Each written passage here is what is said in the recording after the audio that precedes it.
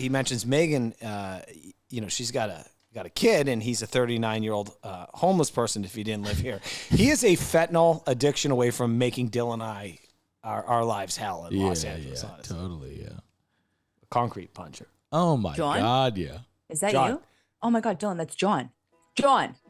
John, why are you crawling around like Gollum lighting the hillside on fire?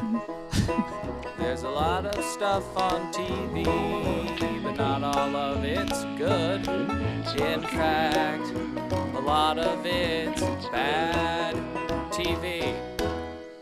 Hi, hello, and welcome to another brand spanking new episode of Bad TV, that is short for bad television. I'm Dylan. I'm saddled up next to one Patrick Hickey. Hey, great to be here. Great to be here. Stormy weather. Ooh, stormy weather. How does it go? I'm not familiar. Ruby Wren is joining us. It's Papaya Dog Girl. Burr, it's so cold. How are you doing? I'm doing so well, Dill. How are you? I'm doing well. Ruby survived a harrowing redirect from New York to JFK to Buffalo, back to JFK. Oh, wow. Lots of circling in the air, lots of running out of gas, lots of people saying, I need to take my medicine. Why can't we have water? Was it fun? It was so fun. I loved it. Yeah. I'm going to make an admission. Yeah. If I never had to step on a plane again in my life, it would be the greatest day of my life. We say it all the time. Don't go places. Mm-hmm. Okay? I have anxiety. I actually dread. I'm going to visit my mom in South Carolina, her new home. Yeah. And, with me, the wife, and the two kids, we're like 3 months out. I am dreading that. Yeah. Oh, my God.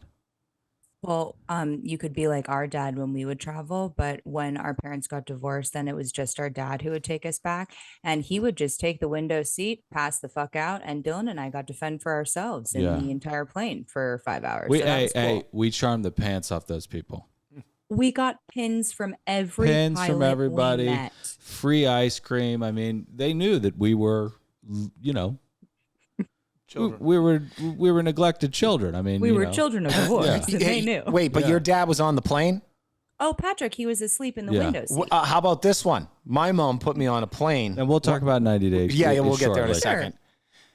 By the way, don't let me get ahead of myself. I don't know how we're going to talk about that show for longer than 30 minutes. Okay, yeah, let's. You take the scenes where someone's preparing for a date and then the 1 minute teaser before they go to commercial break. If you eliminate those out of this episode, you have 8.5 minutes of television.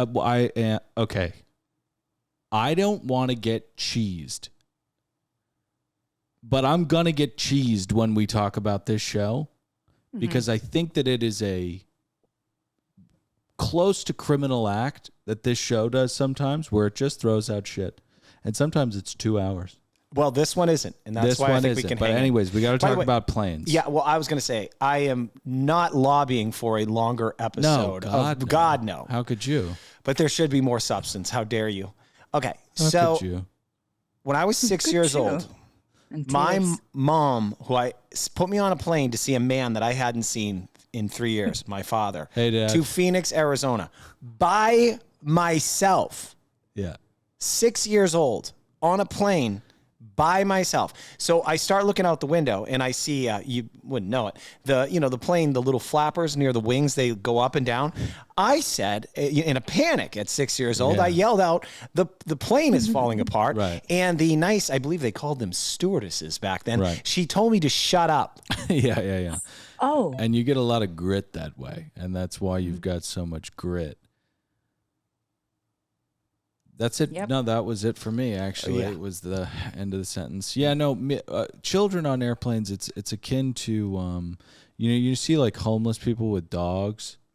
Somebody just said this, Sam Tripoli, the great Sam Tripoli said this the other day. You see those dogs and you just feel so bad because they're on the longest walk of their life, Oh, dear God. They're on the longest walk. And you have to go, hey, buddy, can I get you a pin with wings? Mm-hmm. Can I get you a little dessert from back in the, back there is so scary to me. I don't. It's all It's all very metal, and it's all very, all the drawers where all the chips and stuff are. Everyone like has that. It's like a scary kind of futuristic like magic trick that I don't really like. It has a weird sting to it. I don't know where they keep the food back there. It's so small. You know what I mean? Yeah. Where does everything be? Well, remember though, Dylan, when was the last time you asked for something and they had it? It's a good question.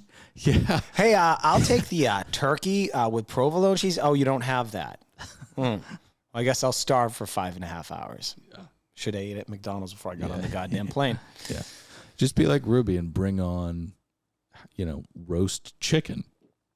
Okay. Like a full roast chicken. We don't need to get into it. We have to get into 90 Day. Oh, I am trying to buy us a little time here, Dill, because as I mentioned at the top, I have no idea how we will create 30 minutes of magic based on the content that Matt Sharp provided tonight. Well, luckily enough for us, we've done some good stuff. There was that little speed bump where I was talking about the drawers in the back of the plane, but I just smoked a lot of pot. So let's get into 90 Day Fiance, okay? And let's just chuck it to Rubes first for some passports. Ruby, what did you think about this episode 3? I thought to myself, mainly, thank God there is no Tyree. Yeah, okay. Mm-hmm. Yeah. I forgot And about I him. think, and I want you to remember Yeah. where he was before you forgot about him, because we couldn't take any more of that. Too sad when we're sad. Right, So, right. Although comparison is the thief of joy, Yes. I do think it's important for us to realize where we could be here and we're not there. Right, and I think aside from that, like one of you said earlier, this show should have been 8 minutes. Yeah.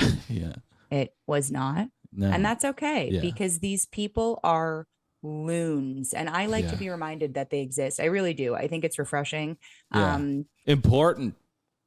It is. It's important. It's like, oh my God. It's like we get to travel every single week. So for that reason, I'm going to say 58 passports. They say comparison is the thief of joy. And I think that we've proved that wrong covering this show. I mean, why is TLC as robust a network as they are? Because comparison is the trampoline of joy. You see a 600-pound person who's crying as they eat mac and cheese, and you go, oh my God, I'm killing it. Yep. Oh, honey, come here. Look, she's eating it again. Yeah. That's they want to go to New York so she can have something the Yaki way, but she's too big to fly there. Honey, you have to come check this out. Can you imagine if like the ghost of future met Matt Sharp? I don't know, he was a little boy in 1974, and he said, "Hey, ghost of future, what am I gonna be? What am I gonna how am I gonna help the planet in the future?" And the ghost of future said, "You're gonna create a movement of 1,000-pound people and losers." Okay, and a bunch of people are gonna watch. Okay, the Ghost of Future, awesome, dude. Ghost of Future Past has he's got a good sense of humor because he said movement, and that's the reason I was thinking that is because the morbidly obese, they don't move well. That movement is something they can't do. When they go on a date, a crane is involved.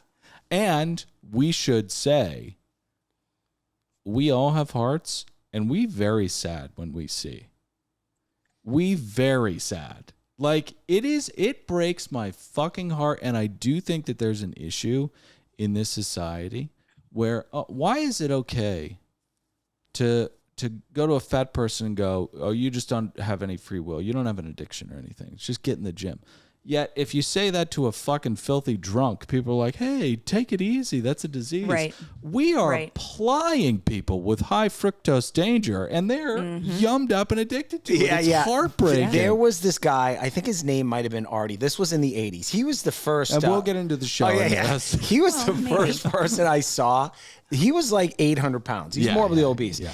And then like some doctors came to his aid. He became famous because they got him down to like 200. Yeah, wow, that's unbelievable. And then like 200 years, 2 years later, he's like 2,000 pounds and he's pissed. Oh, no. And I remember they went there, the news crews, and they're like, what's going on, Artie? He's like, look what you do to people like me. Yeah. You know, how am I supposed to live? There's McDonald's everywhere. He's blaming everybody else but himself for his problems. Right. See, that's the kind of negativity that people traffic in. Mm-hmm.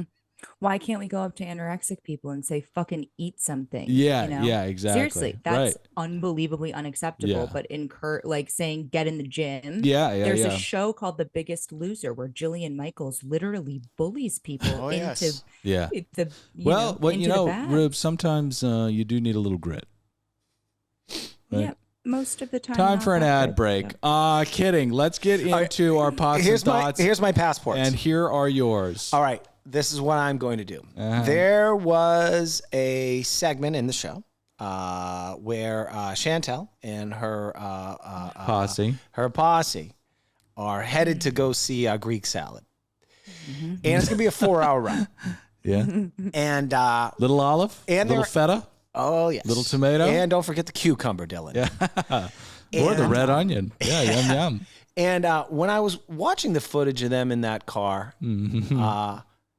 I was thinking I'd rather run to where the Greek salad is, like not in the car, than Right. be in the car with those 4 idiots. Yeah. And I think that says it all about how I feel about this episode. Yeah. 0 passports. Okay. Okay. I feel, ribs. I'm sorry. I just wanted to say when they did the bit about what time is it? How much time do we have? Where we go? Yeah. It reminded me of high school improv. Right. So- right. But Right. I agree with Worse. Pat. Yeah. I wanted to get out of the Well- car. Go well, ahead. Yeah. And I'm saying yes. And I'm also saying you did a great job not impersonating black people there. Way to go. Thank you. Really good job. And by the way, Ruby, it's worth mentioning before we get into the actual show that And we will. That scene happened in bad improv because they're not actors, but they were attempting to mimic what would be a rom-com. You get it? Because Reese Witherspoon should have been in the back of that seat getting her hair and makeup done, right? Or it's Tim or Robin Williams' friend and Mrs. Doubtfire. He talks like this, and he was in all the Harvey. I forget what his name is. He wasn't in any. I mean, Oh, God. how do you talk like that? Forever. Anyway. Dill, what are your... Thought it was a really, really great time. I mean, I'm excited to really, certain things like there are symbols and idols that are really representative of cultures or places in time. I would say, I can't really think of anything right now, but is his name Mike or John? well, John is the annoying guy from Massachusetts. John is the perfect representative of Worcester, Massachusetts. I mean, Worcester is 20 minutes from where I live. he is that city. He is that city. By the way, don't walk for 2 feet in Worcester because you'll bump into 19 Johns. Right. Right. Amazing. I would say Michael Phelps, all hairless and in a Speedo. He's a good, that's No, that's bad. That's bad. What, Dylan? Michael Phelps, he's all like, ooh, swimmer hero. America, it's like, oh, swimmer heroes. Are you trying to say that John represents America? No, I'm saying that Worcester is John and Phelps is America, but I don't think that's right. You know what America is? The horrors of colonialism. Right. That's what America is. Okay. America is Bradley Cooper in American Sniper. But also him in Maestro. Oh, just a film. Yeah. What a film. All right, let's get into the show. Now we go to the show. We leave off where we left off last time, and we pick up where we left off with Chantel. No, we don't. What happened is the Google Doc was loading. It loaded the last one. I had a feeling, and that's why I kept looking at it, but then I went with it. Let me help us begin this episode, Dylan. We are in Sugar Hills, Georgia. Debbie is over the moon because today Julian will take his mom shopping before he goes to work. The bad news, someone took a shit in his car. It was so odd to hear him say something like that. But so calmly. Occupational hazard, you know what I mean? You know, people And piss, thank they you. shit, they spit, they fucking Definitely headbutt. spit. Look at this guy. He keeps had the headbutt in the grate. You know, cops. But yeah, Miss Alpaca is a lovely, lovely woman. It was good to see her again, and it was really sweet to see her relationship with her son, who was not too pleased that she went to Morocco to shack up with a 24-year-old named Osama. Well, that's because he tried to embezzle money from her. You know, you got to watch out for those guys. Yeah, but I also don't think that it was the most accepted thing right off the rip. Not because of like ignorance or anything. I'm just saying Miss Alpaca is an elderly woman. She's going to Morocco by herself to shack up with a 24-year-old. You know, it's not great. And we should remind ourselves of that as we watch Debbie continue on her journey to find love. She is a insane person who I hope is a drunk, because that's the only way that I could be more understanding of her plight. I think that she's actually closer to the truth than any of us. I think, you know, I don't know if we've talked about it before, but Carl Jung thought that schizophrenics were communing with gods. They just didn't have any, you know, ego to protect themselves. Yeah, because they can see, like, you know, they're pretty convincing. Archetypal imagery, like the cock of a sun, you know, stuff like that. Dylan Debbie, and I were driving. We were driving in Silver Lake very recently, Dylan, and we saw someone who you deemed schizophrenic, and I believe you said this same thing. Yeah. Right before we saw Zone of Interest, and said woman was holding a sandwich, and she was talking to the sandwich. Just speaking to the sandwich. Yeah, that's what I'm saying. Yeah, and so I want to remember that Debbie went to Morocco for a 24-year-old, and that is also a sign of schizophrenia. So, well, bless you, Debbie. I think that you are helping all of humanity climb up another rung. We go to before we get there, remember, because we have to have setups here, Dill. Yeah, right. Come on, dude. We got 30 minutes. We got to kill. This time around, she's looking for a man more substantial than a 24-year-old guy from the Middle East that is attempting to get her bank information. In order to do this, she had to fudge the numbers, you know, of her age, you know? Yeah. And it wasn't years that she fudged on that dating website. It was a decade. 10 years wreaks havoc on one's physical appearance, I'll just say. Now I think we can move on. Yeah. Listen, what are you looking at? I know I'm the one that gets us most of the 1 stars. Yeah. I used to, though, so it's okay. Well, yeah, but no, that's my responsibility now. And it's a heavy cross to bear, I gotta say. You know? But Morocco, we as a podcast recognize is not in the Middle East. It's a North African country. And we recognize that. Okay. Sure. So Pat knows that. And we all know that because we're very well-traveled people. We're global people. Yeah. You know what I mean? Ruby, shut up. Let's get back to Natalie. Natasha, a.k.a. Natalie, is in the Cities of Angels. What? And in a huge suspects type twist, she actually is in an apartment with an ocean view. On a cliff, no less. Josh pulled this off. Somehow Natalie and her mom are in a home that I believe is on a cliff with $1 million view, although we later find out that it's in Long Beach. But despite that, there's no fucking way that Josh pulled this off. Okay, so I know, shake of the head, Ruby, I know, and we'll get to you in one sec, but I was, you know, having, all of us are LA people, so we know the highways, the byways, the ins and out, the tributaries and the reservoirs, and we know that there's no possible way that she could have that view in Santa Monica for, I believe it was $21.50. last $21.50. week. That wasn't so happening. there's fuckery afoot when you see them. One, I don't believe the editing. I don't even believe that window was actually in that apartment. But let's say for a second that it was. Long Beach is,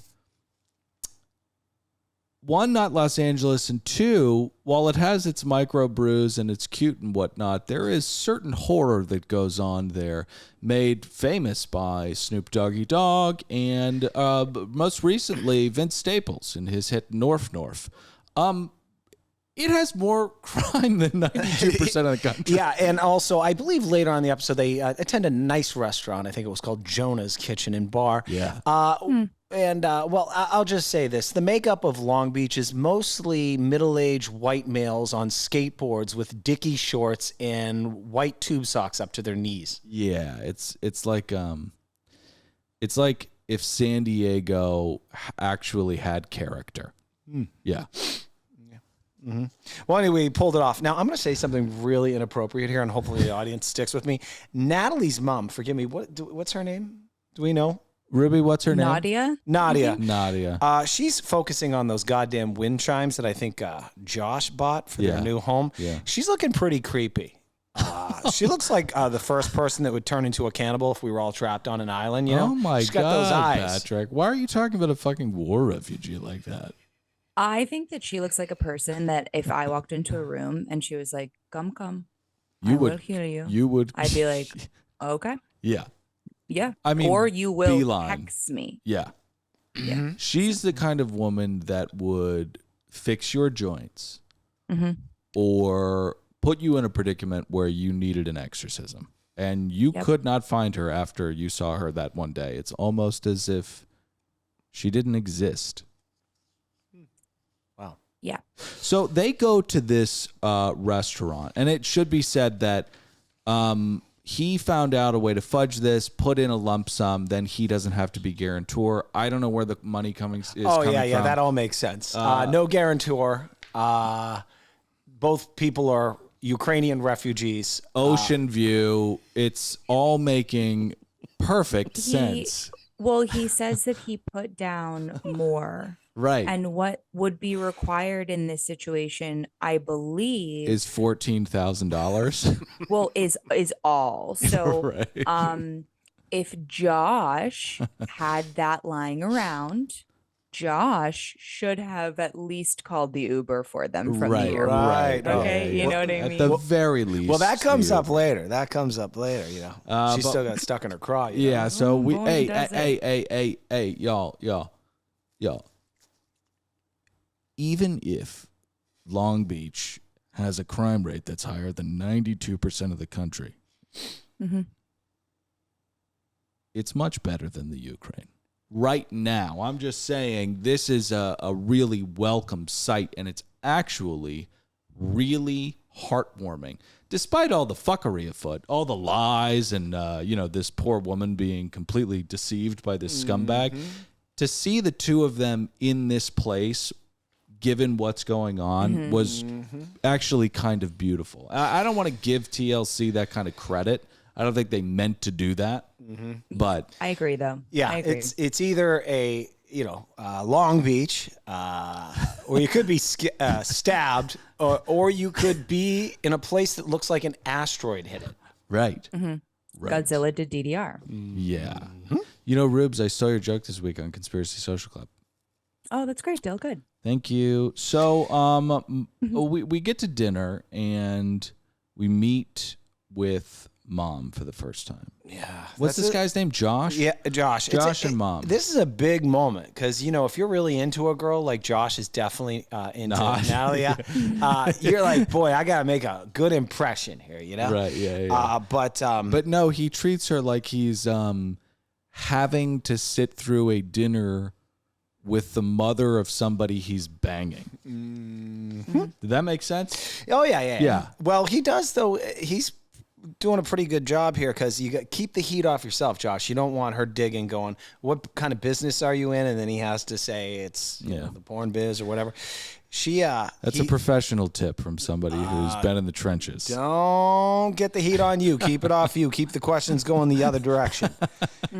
So we learned that she was a golden child over in Ukraine, and she liked theater. Yeah. And then this is when Nadia, you said. This one says she wants her daughter to be with someone reliable. Yeah. And he tells her, I am reliable. And then in perfect English, somehow, she says, then why didn't you pick us up at the airport, you asshole? Yeah. Mm-hmm. He's like, wow. Mm-hmm. Don't need a translator for that one. Mom loves Michael. Oh, yeah. Because Michael paid to bring her here. Yeah. And she feels as though Michael is reliable. Michael is good. And Michael from Skvim is not, I mean, he's not really like, and also him and Natalie don't like each other anymore. Is he a better guy for Natalie? You didn't watch that season, huh, Dale? No. Hey, before we go on any further, Rubes, how have you been sleeping since you've been microdosing? I've been sleeping much better. Yeah. Sleep is important, and when you can't get some, it's bad. Oh, I'm an asshole when I don't sleep well. Right, and I don't know how the client feels about cusses in the read, but that's not that bad a one. Not but what even. we're trying to say here to all you little chickies listening is that microdose is one of the great things. It helps with creative boost, enjoying the moment, pain, anxiety, workout recovery. Mm-hmm. Oh, you're pumping, right? Oh, You're pumping. Oh, yes. Have you seen my what do you call these? The lats or something? Yeah, the lats are right at your feet. Oh, okay. It helps with all of it. Microdose is available nationwide. To learn more about microdosing THC, go to microdose.com and use code BADTV to get free shipping and 30% off your order. Your first order. Excuse me. This isn't meal tickets, okay? We're trying to awaken you, but Microdose has got a job to do, all right? 30% off your first order by going to microdose.com and using code BADTV. Links can be found in the show description. Hey, Rubes. Hey, Dill. Like, what's one of your favorite things to do? Cooking with Ryan and cooking Green Chef? Definitely cooking Green Chef. Green Chef is a CTOF certified meal kit company. Green Chef makes eating well easy with plans to fit every lifestyle, whether you're keto, paleo, vegan, vegetarian, gluten-free, or just looking to eat more balanced meals. Green Chef offers a range of recipes to suit your preferences. A perfect example, Ruby is a what? Vegetarian. She is a they got plenty there for ya. vegetarian. Ooh, the bok choy. Ooh, the bok choy. Ooh. It's all there. Mm-hmm. Pat, how have your cooking sessions been going? Oh, great. Well, we've now started. You know what? This can be a family experience. This is why I love Green Chef. We got Ellie now, who's 4 years old. She likes to stand up on the stool and help mommy and daddy prep dinner. And this is an easy way to do it. Well, it's good for her little tiny body. With Green Chef, you can count on meals that are good for your taste buds and your overall health and the planet. At Green Chef, they believe people should enjoy eating and feeding their loved ones with a clean conscience. That's exactly what you've got, right? Absolutely. That's exactly what you've got. Sleep like a baby every night because I'm a perfect human being. Make this year's resolutions a breeze. Build healthy habits the easy way in 2024 with nutritious recipes from the #1 meal kit for clean eating. Listen, if you want to get on board, you need to go to greenchef.com/60 below deck and use code 60 below deck to get 60% off plus 20% off your next 2 months. Again, that is greenchef.com/60 below deck and use code 60 below deck to get 60% off plus 20% off your next 2 months. Green Chef is the #1 meal kit for eating. Wow. He is the saddest sack you've ever seen. Oh, really? Wow. He inherited from someone dead this kind of a parcel of land, and there's a trailer on it, and that's where he lives. And then his drunken cousin Chris lives next door. Who's the nicest guy ever, but he's definitely struggling. Yeah, he's just a drunk. And it's just, I don't know. He's one of these people like you. By the way, you could never have a conversation with this guy. You'd want to kill yourself. Yeah, Mike's not good. She has no good choices. Do you remember when we were watching Love After Lockup and that woman was living in that home that she couldn't afford and that car that she couldn't afford and that neighbor was coming over all the time, hopping over the fence all the time, and then her boyfriend was getting out of jail and she's like, "You need to get a fucking job because I'm not a real jeweler." Do you remember her? I do remember that. Oh my God. Oh, that was so funny, Ashley. And the way he got out of there is he put a knife in his mouth and then he just jumped off the side of a boat and disappeared. Oh, that's right. He became a pirate. He was a treasure hunter is how they were going to get out of that hole. And then their largest fight that we saw, I believe, was when he spent $32 on a candle, for his mom. Yeah. And she was like, "Well, that 20 was for me to get my nails done." Right. So Oh, they and were living in her car. The mom wanting to fuck the son with the long forearm Yum, holds. yum, My yum. God. But this show, so Nadia has some wicked shades on. I think she looks like Elton John.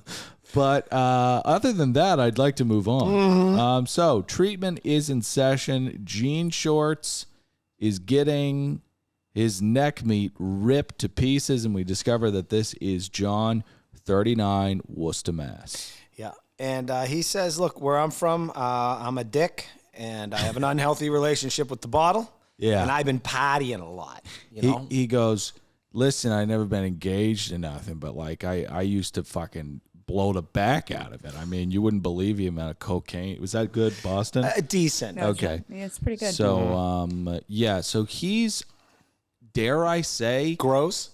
but No. okay. No. Okay. Is he lovable in any way, shape, or form? Because I know Maybe. a lot of these assholes. They're all broken people. Yeah, but it's so weird because like when he was sitting across from his brother and his husband, I imagined him to be like, so you guys like suck each other off, or like what goes on here? But Well, he had been there for 2 months. Sure, but know that. You think he I don't know. There was something about him that was redemptive. I'm not sure. All right, so let me explain this. So John is, I've mentioned this before, he looks like Bill Burr, who's off his diet. Oh my God, all of them look like that. But he doesn't have, and I've watched him on 2 cycles of this. Yeah.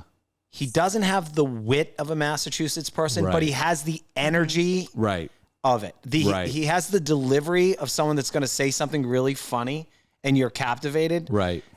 But what comes out of his mouth is a zero. I feel like people from Massachusetts and Bostonians and stuff are kind of like are Irish. Like they're very quick and pithy and stuff. Well, they're drunks and they don't like people who aren't white. So that's true. I'm gonna stick to it. Yeah. But yeah, I don't know. Yeah, sorry. The reason that that I think we may, well, 2 things. I think we might love him and hate him because I believe it was a preview for next week. And sorry to jump there, but when he sees his girlfriend, maybe, I don't know. Yeah. For the second time in his whole life, and then she says, "I missed you," and she says, "You're still not going to say it," and he said, "No." He just won't say "I miss you" back, which might be hard, but I think seeing John with the daughter might melt our hearts and we might thaw. So I don't know. Might thaw. But listen, he was a party guy, right? He loved to party. Here's where some of these idiots, John is kind of unlikable to me, but here's where these idiots kind of me too, definitely. I want to say that. Here's where these idiots will kind of, you'll embrace them. John would probably be the first guy if he saw someone being robbed. He'd probably run over there and try and help a person. Yeah, right. Yeah, exactly. Even if they were using a gun. True. Right. Yeah. Because we're Irish and we were meant to die. 100%. Mm-hmm. Yeah. Mm-hmm. Because of those goddamn fucking English biscuit eating motherfuckers with their tea coming over to our fucking land trying to, anyway, that's another story. My God. Speaking of robberies, and again, I guess we have time to kill, but I'll make this really fast. I watched my first police chase happen on the subway, live on the subway. Like 3 days ago, there was a group of youths and they run onto the train. And I had a podcast playing, so I didn't understand what's happening. And there's a lot of people here, and it was end of schooling time. And so they get onto the train and they intimidate me anyways. And then a bunch of cops are running around the platform. And I was like, what the fuck is going on? So I paused my podcast and I'm listening. And one of the youths goes, I don't know why the fuck he did that. Now the train is going to stop. And then the conductor comes on and he's like, ladies and gentlemen, whatever. We're stopped at the station. And I see a cop come down the staircase and tell a group of teens to freeze. And he runs down and is screaming at the other cops where they're going. And then 2 minutes later, we pull out of the station and they cuffed the teens. That's how my childhood was. Yeah, I mean, they had just robbed a bunch of people, so they deserved it. Oh, really? I thought it was a turnstile hop. And Yeah, I like a thought free that ride. was like You gotta let that one ridiculous. go. Yeah, you gotta let that one go. You don't need to give him the Joker treatment. No, my gosh.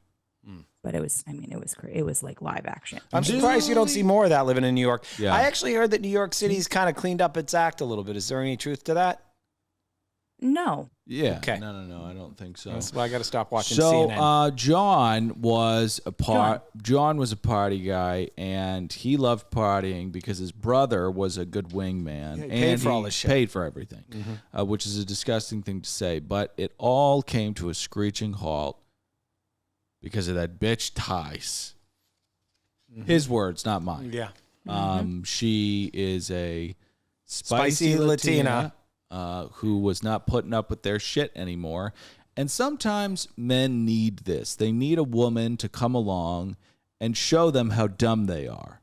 And then they get their lives together. Yes, they do. You know, you shouldn't rely on that. You should be an adult when you fall in love with somebody. Well, I have this thing, and I don't want to judge. I don't know how many male listeners we have that are single, 39 years old, living in a studio apartment, still going out to bars, trying to get laid. Yeah. But I think a dude, you got to get your shit together by 35, or you're going to be one of those guys. You know, the creepy guy talking to girls at a way younger than you should be talking to. Oh, yeah. You mean get yourself together in like a love way? Start settling down. Dial it yeah. down. You go by past 35, you're kind of technically set in your ways. And John is that person. Yeah, and it doesn't matter what socioeconomic status you are. Oh, no, it doesn't. You know? Oh, I disagree strongly. You think that it doesn't matter if if you just fucking sold Instagram for $106 billion and you're 41, you don't think you can date a 24-year-old and nobody will bat an eye? I won't. No. No, what I'm saying is the spiritual decay comes to the poor and the rich. If you're 35 and you just sold Snapchat and you're like, you know, like I'm banging bitches, you know, like that, and I'm sure it's fun and Bilzerian, but she is slipping through your fingers and she's out there somewhere. It's gross. Like Jason Sudeikis, I have a little inside information. He's dating Ryan Phillippe's ex. We're going to talk about it on the juicy. He's a disgusting human being. By the way, he is a full-on drug addict with multiple stints in rehab. Patrick, what are we doing? Allegedly. This is alleged. Not really. He's a gross human being. He is dating a 25-year-old right now. You're going to get us in trouble, okay? He's a public He's figure. I can talk shit litigious. as much as I want. This is all alleged. Well, what about Leo? Is Leo yucky? Not do we really. demonize him? Leo's Leo's gross, gross, dude.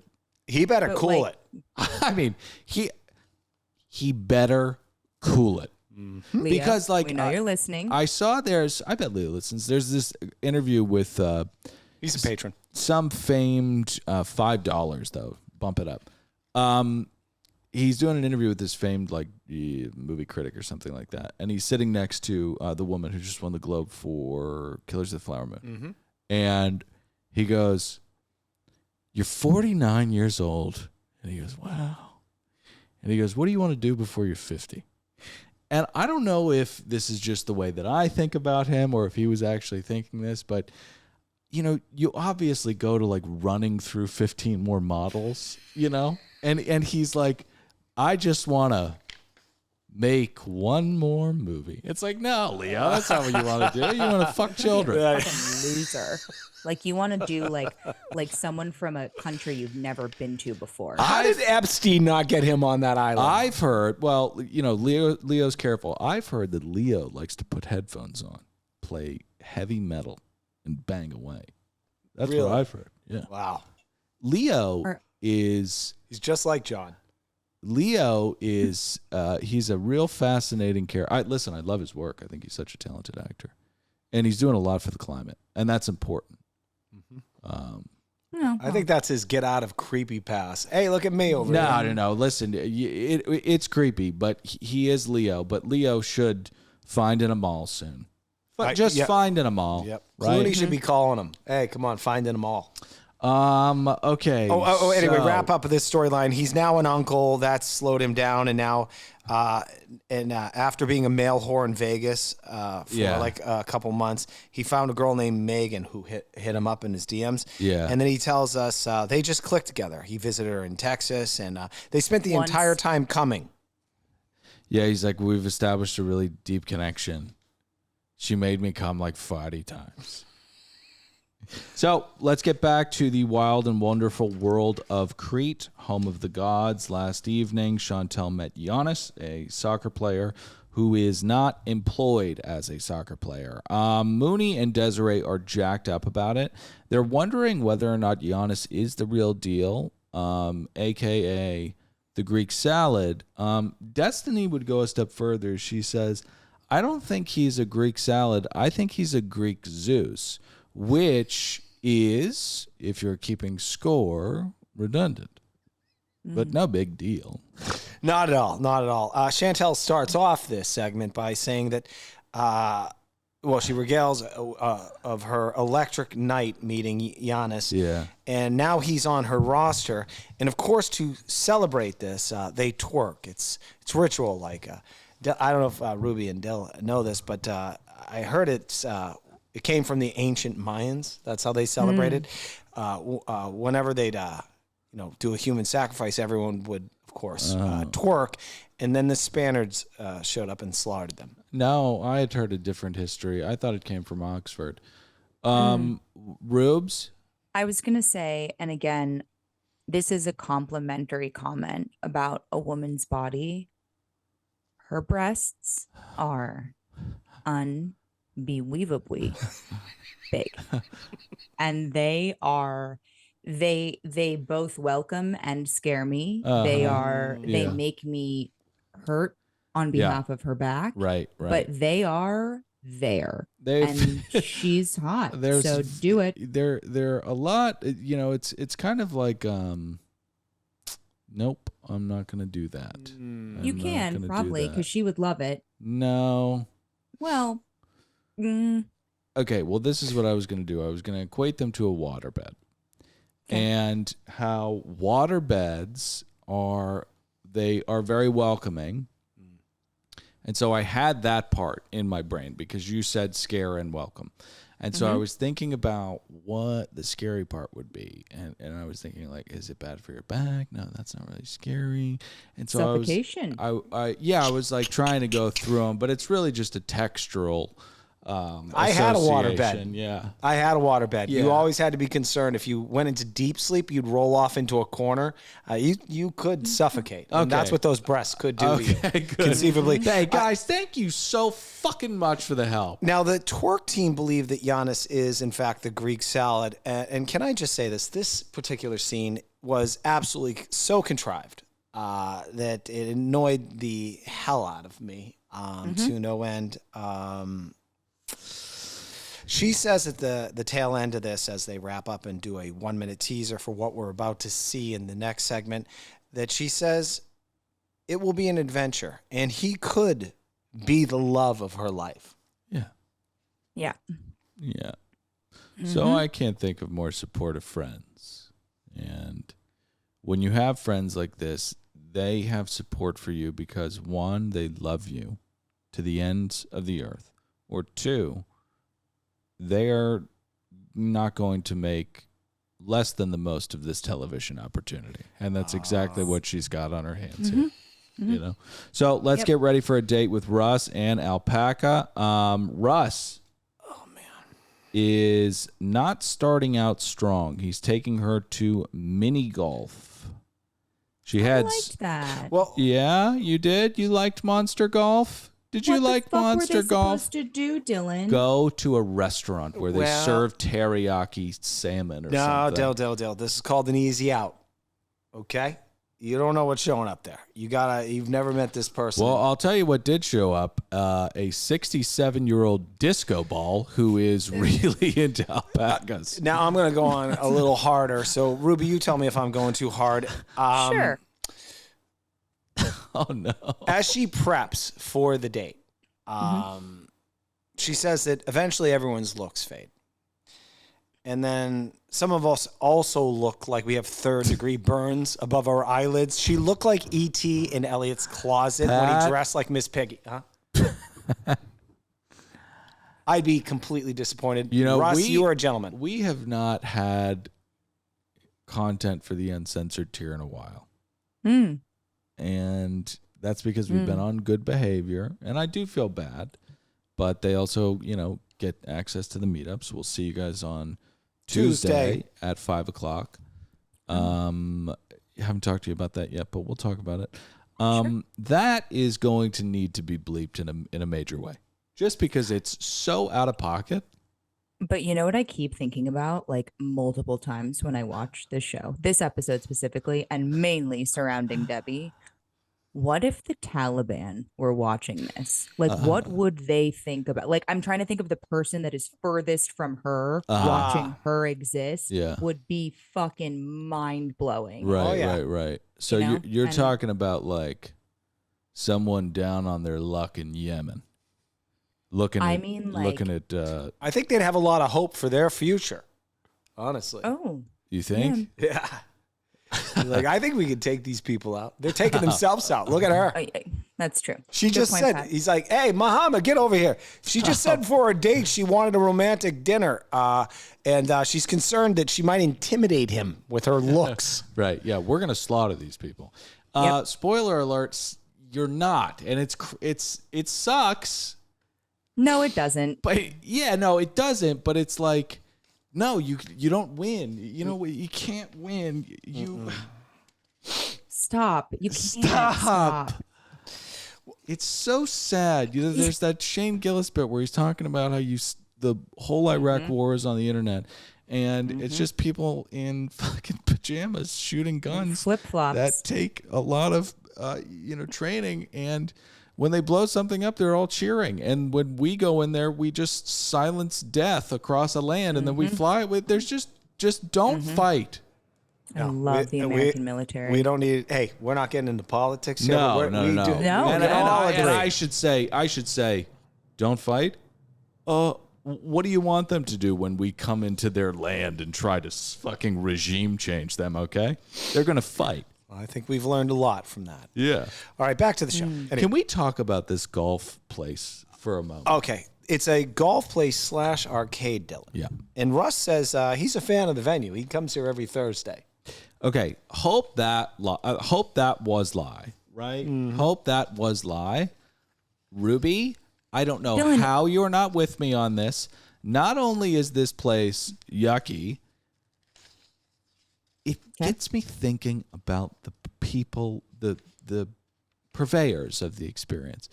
The amount of time that went into making this creepy golf course in this indoor place makes me, people are kooks. People are really kooky. I got an idea. Let's spend $350,000 on this. What in the world do you think that Russ is going to do every Thursday, if not Monster Golf, Dylan? Think about where he lives. Read about the Think Civil who he War. is. I don't know. No, he doesn't want to be alone like a loser. And he doesn't want to be like you and go golf with loser friends for 5.5 hours a day. He just wants to mini golf. She's going And at for the it. people who golf every single weekend for 9.5 hours a day, too long, much too long. Here's what I'll say to my co-hosts at this moment. We're 45 minutes into this episode, and I think know. we're 1/3 through this episode recap. No, and I am, no. Oh, yeah. I am shocked by this. No. Somehow we found a way. Okay. Well. Wow. Okay. So Okay, let's speed it up then. They have a great time at the golf course. Not him. No, not him. So we get to Black Tavern Bar, and that's where shit really hits the fan. Oh, she broke a really important first date rule. Dylan. And that is do not overshare. That is Don't talk about the correct. ex. Don't talk about the ex and don't overshare. She says, I fell in love with a Moroccan boy. He was 24. And I moved there. And he swindled me. And I said, I'm getting right the hell back stateside. And he said, check, please. No, he said something a little more passive aggressive. He said, that sounds like an experience, which is code for get me the hell out of here. So do you think we'll see each other again? That was horrible. Maybe. Listen. Yeah, maybe. Maybe. I'm protective of Miss Debbie. I think that she is just a joy. But no, I don't know if her and Russ are going to work out. We have to get to John. He's been living with his younger brother and his husband. We talked about it. Maybe this was the redemptive thing because this felt so much like a multicam sitcom. Like that is fucking unbelievable. You've got a former balding bachelor who's down on his luck with his brother and his brother's husband, and they're all making each other better in kooky, crazy, hilarious ways brought to you by Pfizer. Well, yes, I agree with the sitcom thing, but I think Yeah. in reality, I think Carlos wants him the fuck out of Oh, that yeah, place. no, Carlos is here. Yeah. He's here. I'll tell you why. Because John, once again, has an unhealthy relationship with alcohol and is Mm-hmm. essentially unemployable. It looks like he smells. Oh, Yeah? Well, actually, to your point, his brother Matt brings up that he mentions Megan.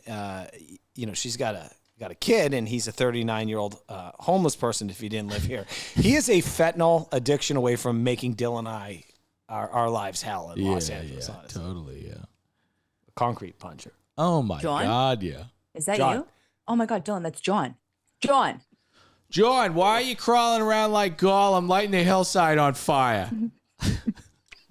It's Matt Sharp's fault. That's all he's saying to himself over and over again. Well, that's it. Dylan, John, where'd your teeth go? You just got those two fangs hanging out. Where'd the Matt rest has of them them. go? He took them. I don't even care what the audience thinks at this point. Where'd you get these dogs from? Why do you have 4 dogs? Don't touch my dogs. All right, so we move on to Tim. Patrick. I'm just gonna say it. Tim, he doesn't look well. He looks like an iron deficiency or something. All right. Definitely looks like he's dying. But also, the coat that he is wearing.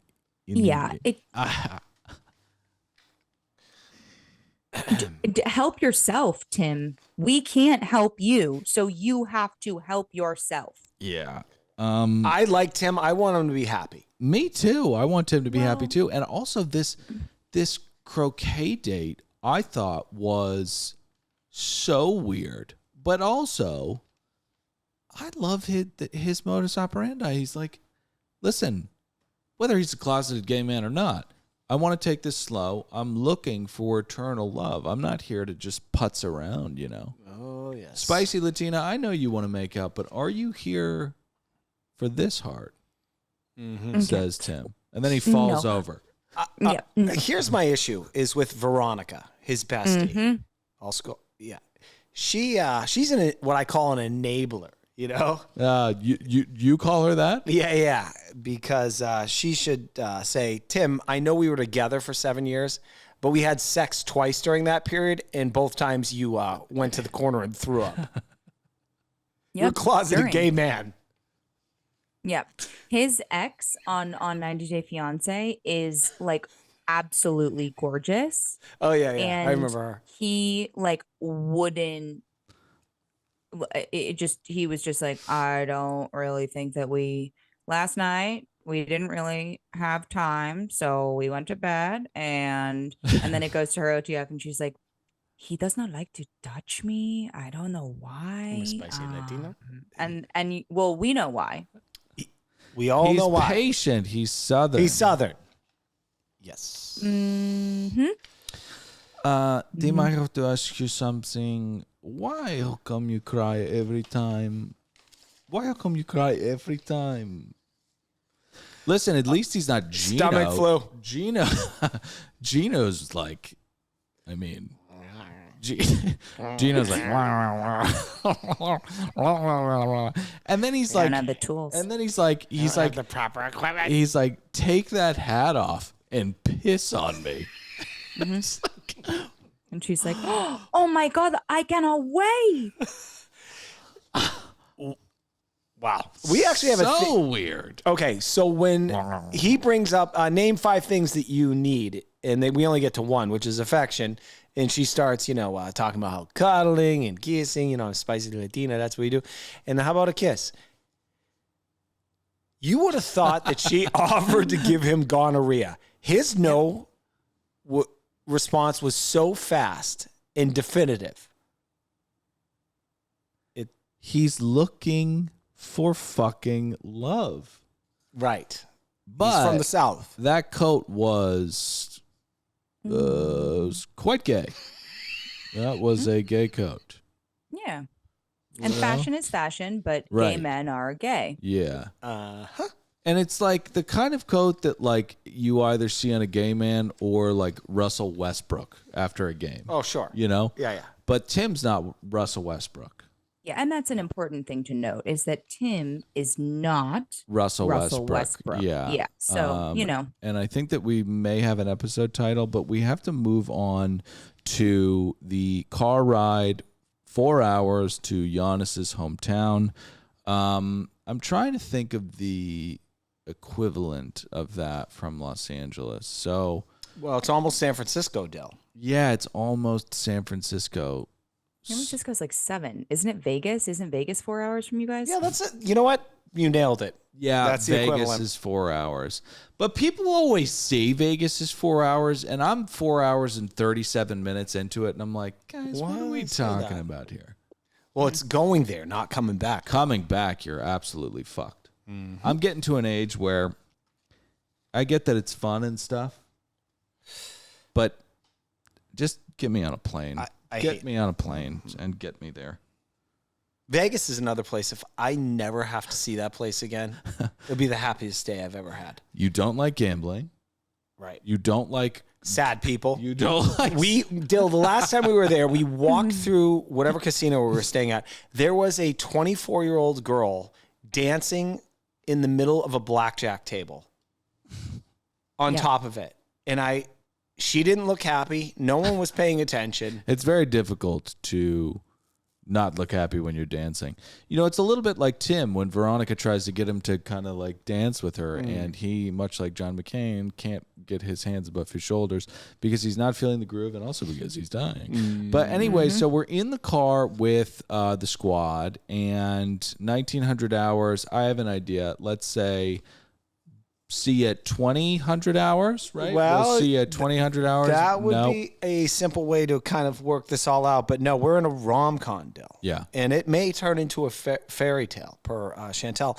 But old Patty wished that it would turn into a horror film called The Wrong Turn. Right. Wow. That's really cool. She strikes me as the kind of person that takes a while to get ready. Yeah. She strikes me as the kind of person who would want and this is not a male-female thing. It's an all-gender thing. You don't want 4 hours of road genitals. No. Right? And she strikes me as John doesn't strike me as the kind of person that would be too concerned about that. No. Chantel does. You're talking about splashing some water up in her coochie before she goes on a date. They mentioned that they were going to clean her cat. I don't know if there's anything you can do on 4 wheels to genitals, period. No, what he said is we can do your hair and makeup, boo, but you're going to have to splash some water that you find off the street under your cooch when you get out. They don't have any water in the car? Well, I don't think so. Just cucumbers. Here is my this is the revelation that we had when they were looking at her breasts. Okay. And they were uneven. And they said they're uneven. Yeah. And she snapped. Yeah. And started to say, well, why didn't anyone tell me? And then they all kind of said, well, we're telling you now that your massive honking tits are uneven. Calm down. And then Sagging and dragging. Sagging and dragging. That's why we're fucking here. And that's why we're in this van. Your massive tits are uneven. Calm down and wash your cat. Yeah. Meow, meow. Meow, meow. Ooh, there's some gutter water. Meow, meow. Everybody get in the comments, the iTunes ratings and reviews. Join us at patreon.com/anotherpodcastnetwork. We will see the $12 tier members next Tuesday at 5 Pacific. Come with your drinks, come with your tea, and come with your cues because we've got A's. Amen to that, everybody. Ruby, anything to plug? No. Have a great day. Patrick, anything to plug? Yeah, next episode we're going to recap with the reality gaze. Oh, that's right. That's right. Oh. Gosh. We haven't talked to we got to talk to Ruby about this when we get off. It's just production stuff. It's not, sorry. Production. Anyways. Okay, love you all. Happy day. And Happy New Year. Right? Mm-hmm. Mm-hmm. Can you say Happy New Year? Oh, Happy New Year. Happy New Year. There's a lot of stuff on TV, but not all of it's good.